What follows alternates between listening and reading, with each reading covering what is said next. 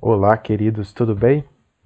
Espero que estejam todos bem, se cuidando, cuidando de quem vocês amam, para que o quanto antes a gente possa estar junto de novo, trocando ideia, conhecimento, eu aprendendo com vocês. Sinto muita falta disso, viu? Bom, nesse tempo de isolamento, a nossa comunicação tem ficado um pouco prejudicada. E nesse período que a gente veio estudando, eu sempre enviei material para vocês. Então, um material complementar escrito, e eu procurava por um vídeo, né, que falasse sobre o assunto. Mas eu sinto falta de falar com vocês, então eu preparei isso aqui de modo simples, só para a gente dar uma passada no conteúdo. Nós saímos do simbolismo, entramos no pré-modernismo, que eu fui enfático em dizer que foi uma fase de transição, então ele não se consolida como uma escola literária, um movimento literário sólido. Ele é uma fase de transição. Ele não é muito definido, ele não tem muita gente trabalhando nele, então ele acaba por fazer o papel de sair do simbolismo e introduzir o modernismo.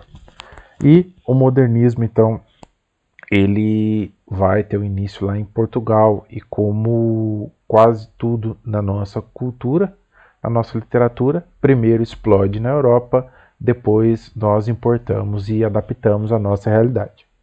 Então o modernismo surge lá em Portugal, né? Mais ou menos no ano de 1915. E só para dar uma passadinha aqui no que estava acontecendo com as pessoas de Portugal nesse momento, né? Em 1910, Portugal então proclama república, se transforma em república, e assim, toda a transição de governo, de regime, ela é, primeiro, demorada, e segundo, é incerta, porque não se sabe direito como se fazer na prática, como funciona. Então tudo tem que ser muito cuidadoso, muito devagar, para que seja sólido essa construção de um novo regime. E então Portugal se perde um pouco do seu foco, encontra algumas dificuldades. Em 1926 ela sofre um golpe de Estado, né, pelo Salazar.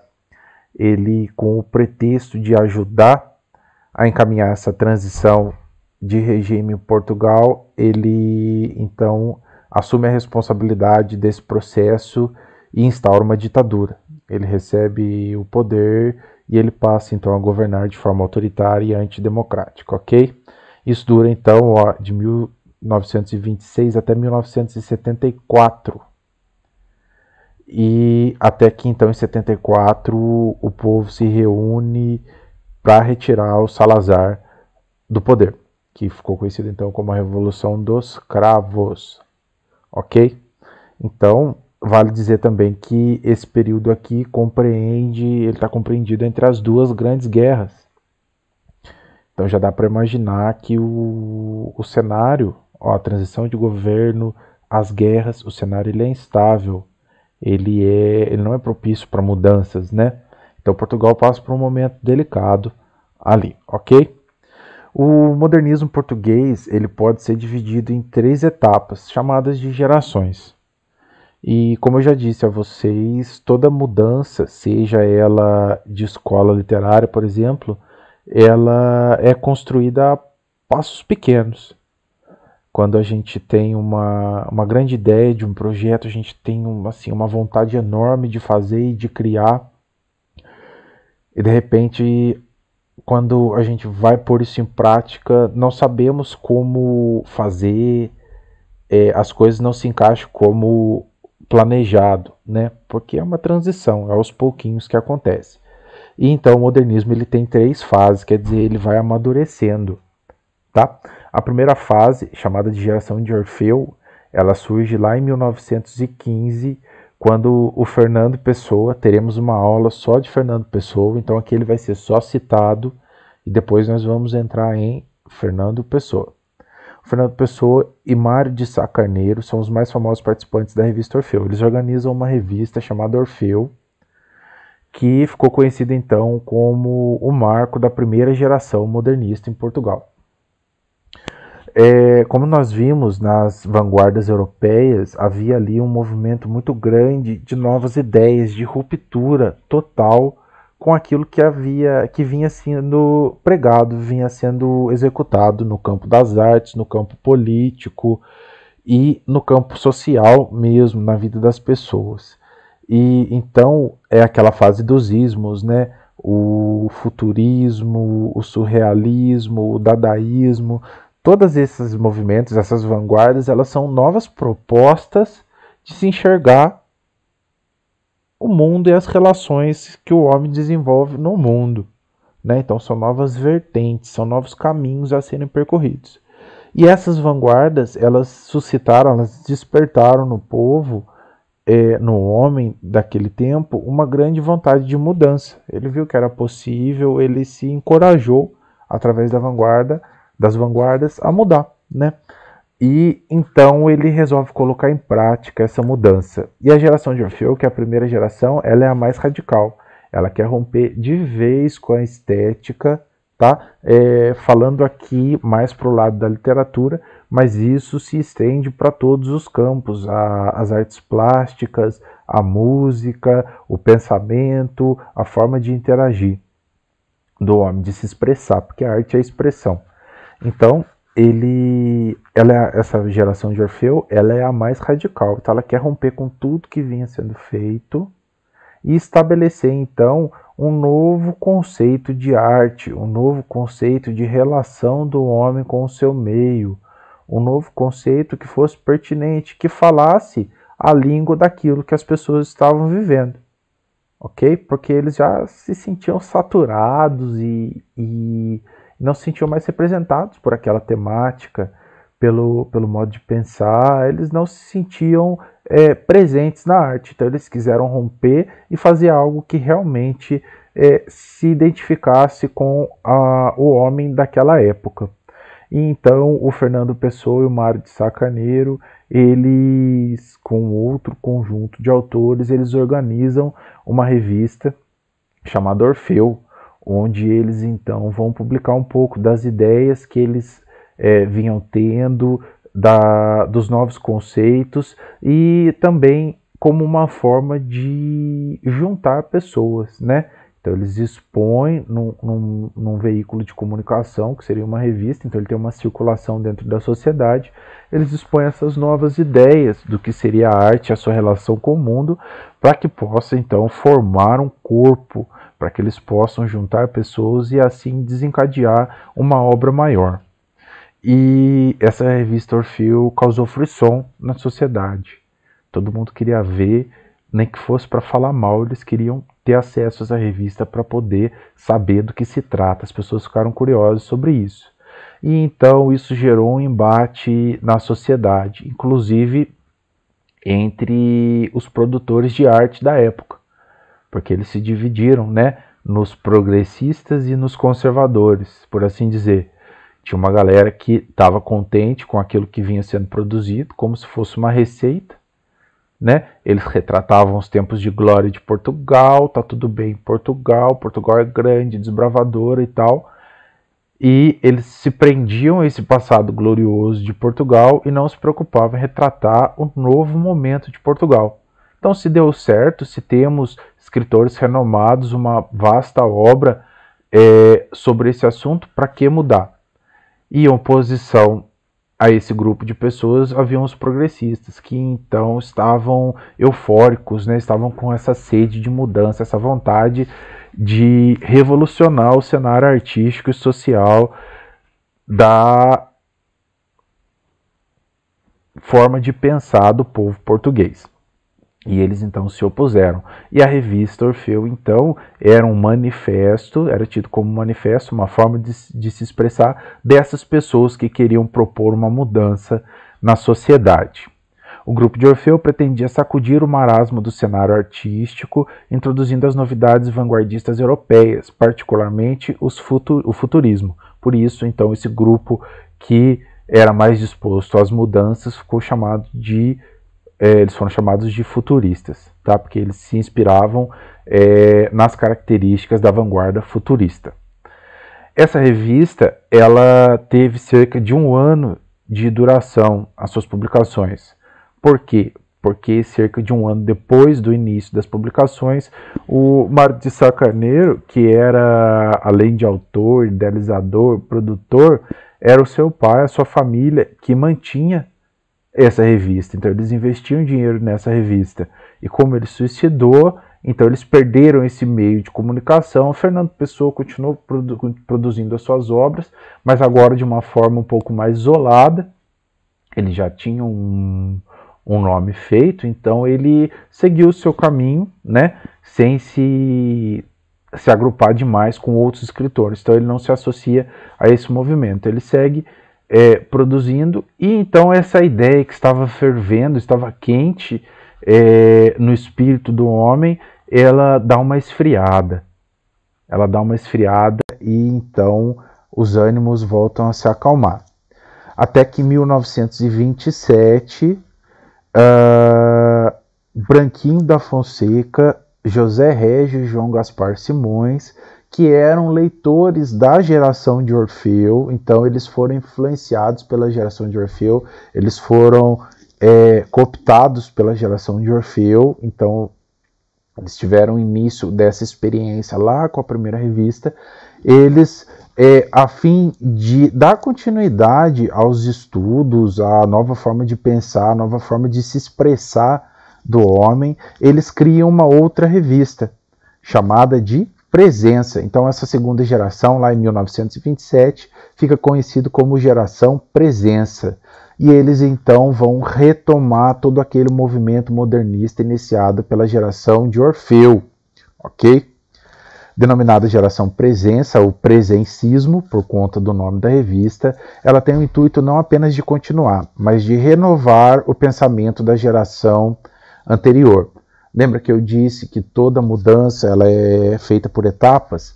Então, no primeiro momento eufórico, idealista, talvez as coisas se tornassem grandes demais. Depois, passado um tempo mais calmo, mais realista, mais incorporado à sociedade, as ideias foram aprimoradas, refinadas. Então, isso aqui é radical demais, ou isso não se encaixa com a nossa personalidade, o nosso jeito de pensar. Foi feito, então, uma seleção dos elementos modernistas, um aprimoramento desse pensamento, tá? Feito pela geração da revista Presença. Elegendo seus mestres, os poetas de Orfeu, então eles engrandecem, eles se baseiam na obra do Fernando Pessoa e Mário de Sá Carneiro. Os integrantes defendiam uma literatura viva, espontânea, original, contra a literatura livresca, acadêmica ou com outros fins que não estéticos. Porque quando eu retratava as glórias de Portugal, os tempos áureos de Portugal, era sempre aquela mesma história, aquele romance, que eu só mudava o nome dos personagens. A sociedade, as pessoas tinham o mesmo comportamento em todas as histórias. Em todo tipo de expressão havia um padrão criado, e aquilo nunca alterava. Então eles quiseram romper com isso, eles chamavam isso de literatura livresca, que é o quê? Aquilo que vendia. Então, se fazia sucesso, eu criava uma nova história em cima dessa receita e seguia em frente, porque aquilo ia ter saída, ia ter público no mercado. Então, eles queriam romper com isso. Então, eles procuravam algo mais vivo, espontâneo e original, algo que correspondesse agora à realidade que eles viviam. A arte é expressão e a arte é representação. Eu expresso aquilo que está sendo representado no momento, aquilo que eu vivo no momento, ok?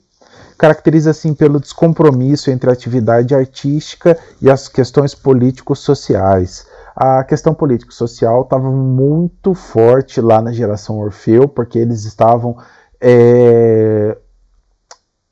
fortemente influenciados pelas vanguardas que propunham todo um movimento político, e nessa geração Presença, agora mais calmo, mais curtido, há um afastamento, há uma valorização da arte em si e um afastamento da questão política, ok? Ele não chega a abolir, mas ele afasta bastante. A arte ela volta a ser objeto de prazer, de fuga da realidade, ainda que seja a representação dela. Algo bonito para que se distraia, que se entretenha, ok? E não de denúncia.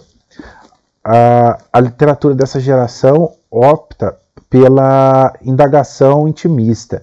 E diante das crises no país, não só o momento histórico de Portugal, mas como do mundo entre as guerras, né, interroga o sentido da existência humana, criando uma literatura introspectiva.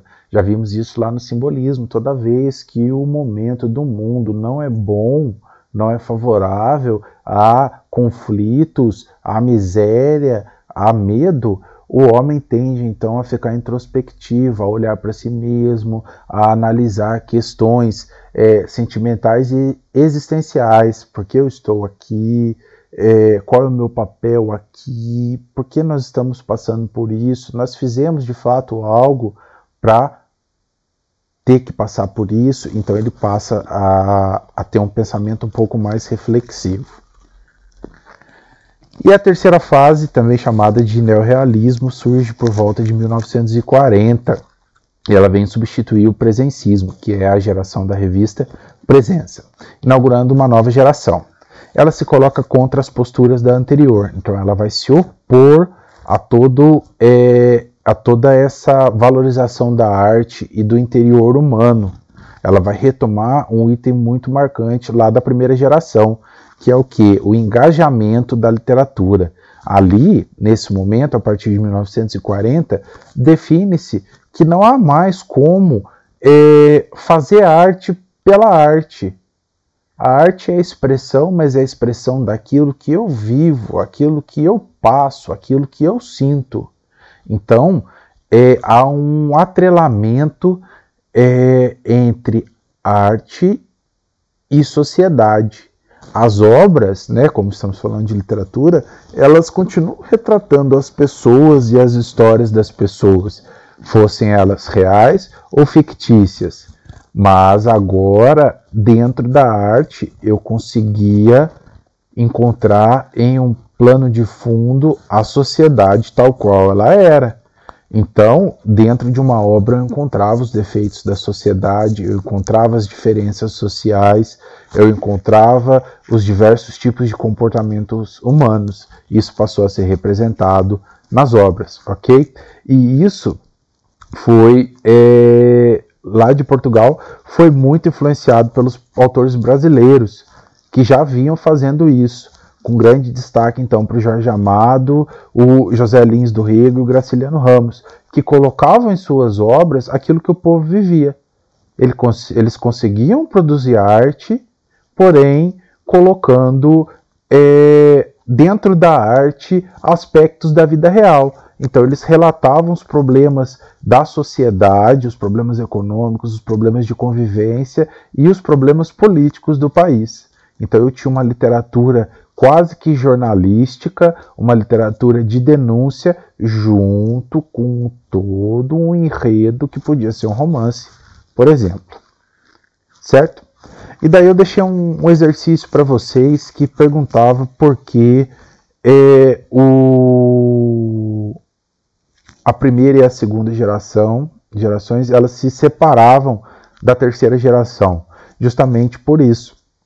A primeira geração ela era um pouco ainda sem um formato, ela era muito ampla, com muita ideia. A segunda geração foi um aprimoramento da primeira, então a segunda geração ganhou uma consistência, um corpo, um embasamento, um apoio, um modo de pensar mais consolidado, mais firme. Então, a divulgação da geração Presença ela era muito mais convincente, então ela se tratava de um melhoramento da primeira.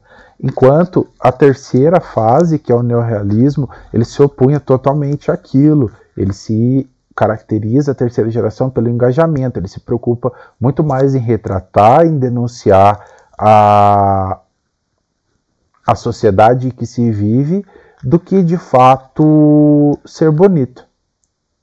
Não estou dizendo que não conseguia ser bonito, conseguia, mas a preocupação primeira era em ser crítico, ok? Em promover mudança na sociedade e suscitar mudança no leitor, tá certo? Ok? Então, essas são as 3 gerações do modernismo português. Na próxima aula nós vamos falar de Fernando Pessoa, ok? Um forte abraço virtual e até a próxima. Tchau!